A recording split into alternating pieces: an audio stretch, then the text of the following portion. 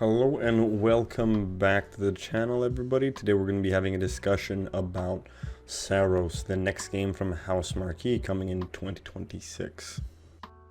My name is Isaac, and if you want to hear more of my stories, be sure you drop a like, comment, and subscribe to the channel. And without further ado, let's continue.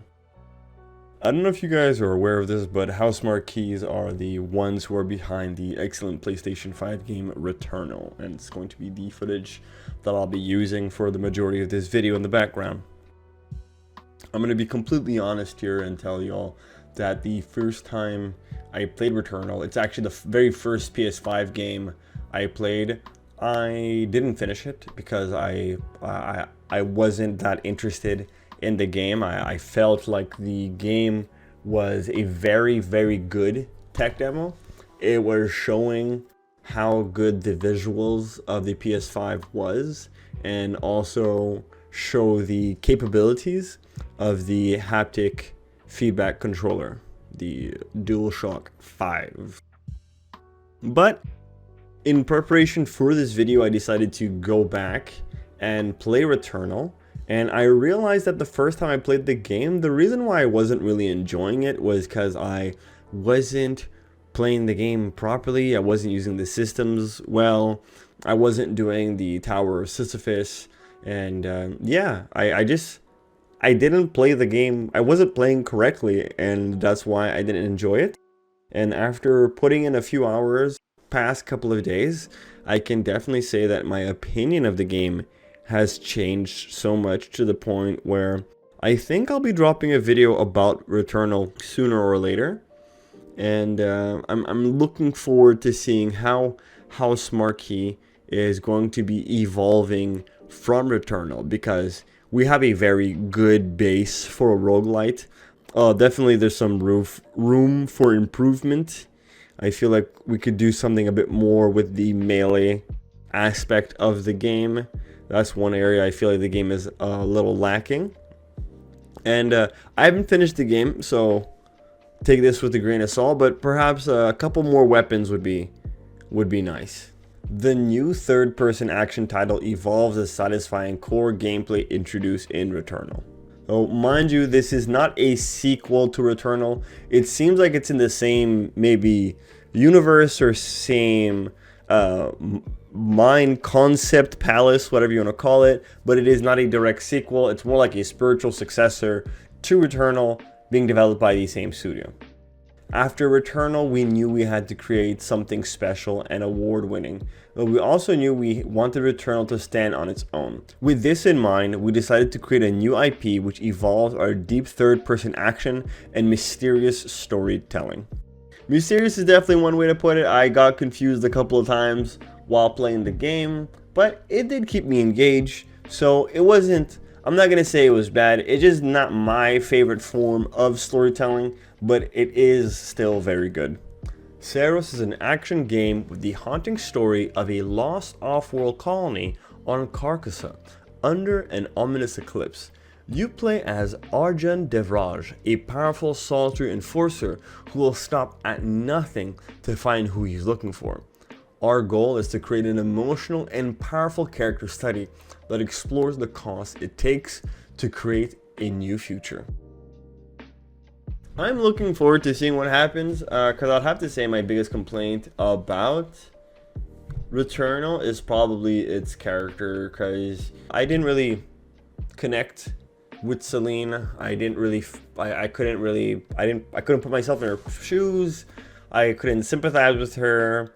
And I don't know, I didn't really enjoy her character as a whole. And I know I haven't finished the game yet, and there's still a little bit left of the story, but I'm currently sitting about at 70% of the game completion. Unless she has a dramatic personality shift, I don't really see my opinion of the character Celine improving.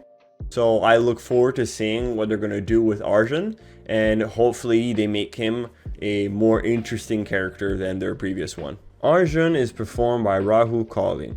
Rahul is truly bringing Arjun to life in a stunning performance. He has been a brilliant collaborator to tell our story and champion for the game. He is also not alone on Carcosa. he will reveal more of a fantastic ensemble of NPC cast and story information ahead. Now, this is a welcome change to the franchise, to the formula I should say. Having a couple of NPCs in a roguelike definitely creates a sense of progression to the game, because even though the world is constantly changing, you'll have your hub area, your demon castle, your dungeon, or whatever area you respawn in. You'll have a couple of allies that will stay there, and their shops or their upgrades will continue to upgrade with you as your character becomes more powerful. It's a way to add a sense of progression to your game without having everything be directly linked to the character, like having an upgrade tree or upgrading your character's weapon. This is definitely a great way to expand the progression system and create a much more immersive environment. A key gameplay distinction between SAROS and Returnal is permanent resource and progression, making every death valuable. After every death, you will face a changed world, but in SAROS, you will be able to choose and permanently upgrade your loadout from an evolving set of weapons and suit upgrades to come back stronger to overcome the challenges you face on Carcosa. That's what I'm definitely most excited about, because that would be my issue with Returnal, other than Celine obviously.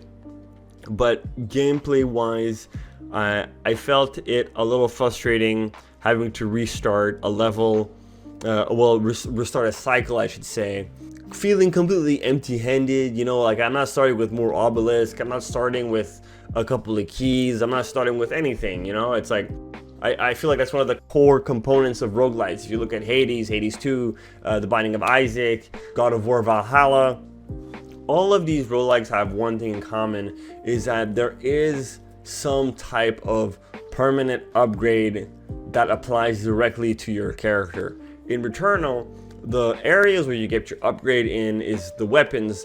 You'll be able to find weapons that have certain abilities unlocked immediately.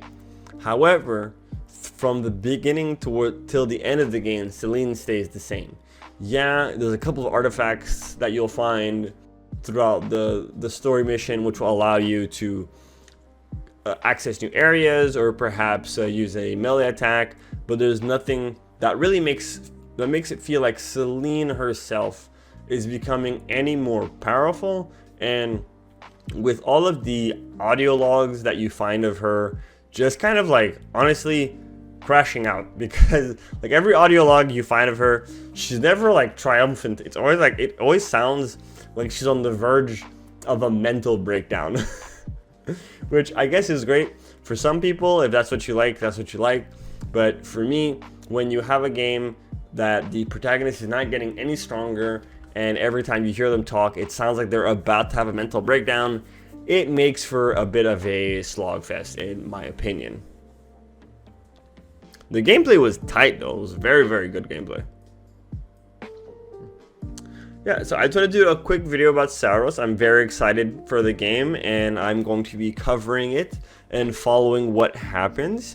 And if you want to see or hear and stay up to date, be sure you drop a like, comment, and subscribe to the channel, because we're currently on the road to 400.